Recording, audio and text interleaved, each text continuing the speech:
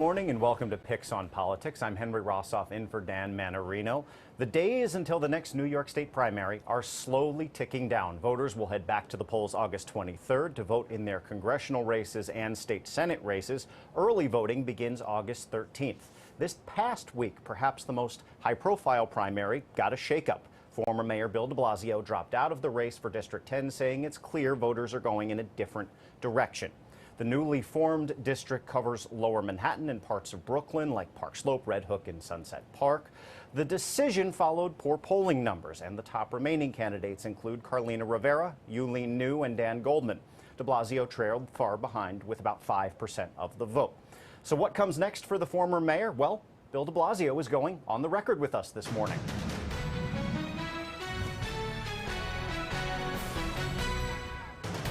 And Mayor, it is good to see you again, sir. Thank you for joining us.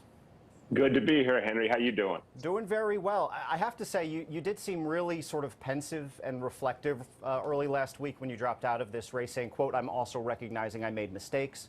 You called the experience of running, stepping into the arena again, humbling and healthy. How did you come to this conclusion to step aside?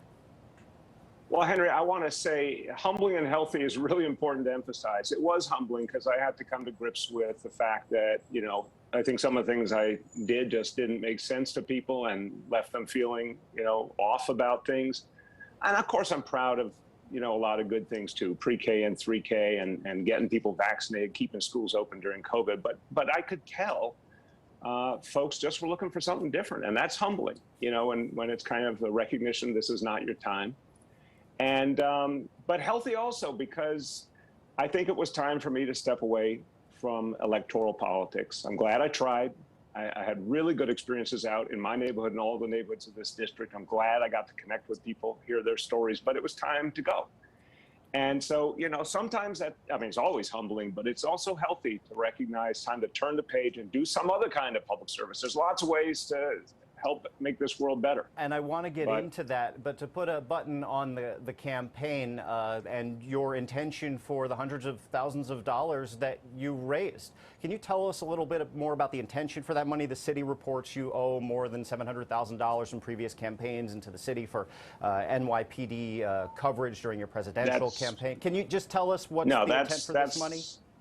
That's two different things there in your quote. And I want to just emphasize, I think that the important thing is, first of all, we raised this money to try and win a race for Congress so I could help make things better in Washington. Lord knows we need it. It didn't work out. The first thing we got to do is take care of all the responsibilities we have. We hired people.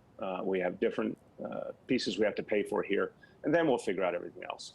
I think that's the right way to handle it. So after you pay everyone, what is the intent for any money left over returning? Again, Henry, this just happened. I got to make sense of all of it, really. But those issues you showed on the screen, first of all, two very different things. Second of all, every debt I've ever had in my life, personal and political, I've paid.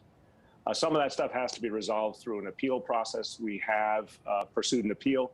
That's going to go forward. When that's all resolved, we'll deal with the results of that. But I really have a very clear history. I've been around a while, and I've paid every single legitimate debt I ever had. So moving beyond electoral politics, you mentioned education. Pre-K for all, I think, is consensus, what people know you for in your time as mayor. What should we look for you outside of electoral politics? Will we see you around the city? Will we see you around the country? Where will we see you? Henry, I want to serve, and I really don't have the answer today. I did not leave this race because I had, some golden parachute. I certainly didn't, but I left the race because it was clear people want something different. I want to serve. I'll explore, nonprofits. I'll explore being involved in any way where I can promote some of the things we did here in New York City. I agree, pre-K, 3K, consensus, good things. In fact, Joe Biden put them in Build Back Better, and unfortunately that didn't prevail. I want to fight for that for sure. But what is the next exact step? I got to figure that out. But I want to say thank you to people, really, Henry. People are great. I've been in public life in the city for over 20 years, and I feel a lot of gratitude to all the people who helped, all the kind people. There's a lot of New Yorkers came up and provided encouragement. And really what I saw during COVID was the greatest of New York City. I saw this city fight back from being the epicenter of this country and the strength of New Yorkers, resiliency, the love New Yorkers showed, the compassion for each other. I mean, this is the greatest city in the world for a reason.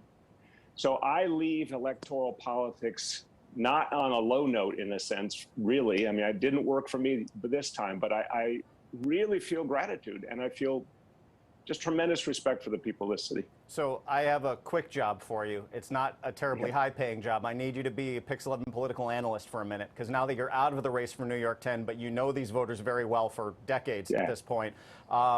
Let's take a look at the remaining candidates that we do have in this race. Carlina Rivera, Yulene Nude, they're doing strong in the polls. Trump impeachment lawyer Dan Goldman's also up there. Current Congressman Mondaire Jones, new to the district, but has a lot of money on hand, and even have retired Congresswoman Elizabeth Holtzman. She's running. That's not even everyone. Who's winning this race?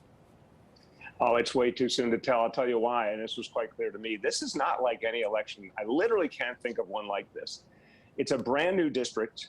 If we were having this conversation on May 15th of this year, this district didn't exist and no one saw it coming. No one expected a new district in a state that actually was losing 2 districts because of the census.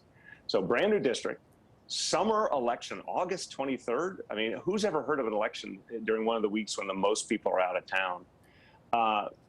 So many candidates, including a lot of newcomers. I think it's very unpredictable. The sad reality is it's probably going to be very low turnout.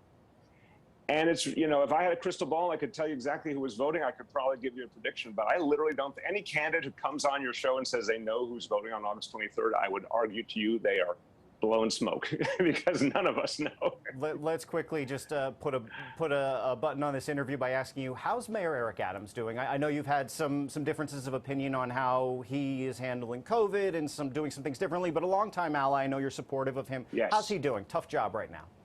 It's a very tough job. They call it the second toughest job in America for a reason. It really is. And he's only been doing it for 6 months. He's a friend. I respect him. We talk a lot. And I really want him to succeed.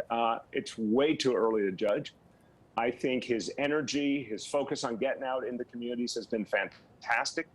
What I think is important is set some very specific goals that will come to fruition over the next year or two and bring them to fruition. I mean, that's what we did with pre-K. That's what we did with paid sick leave and getting union contracts done for city workers. I think that's the thing that would really add to his approach. Show people a couple of very specific things you're going to achieve and show you can do it. But directionally, I think he's got a lot of the right feelings and instincts, and I really think he can get there. Mayor, we'll have to leave it there. Former Mayor Bill de Blasio, thank you for coming on Pix on Politics. Good luck with future endeavors. We hope to hear from you soon.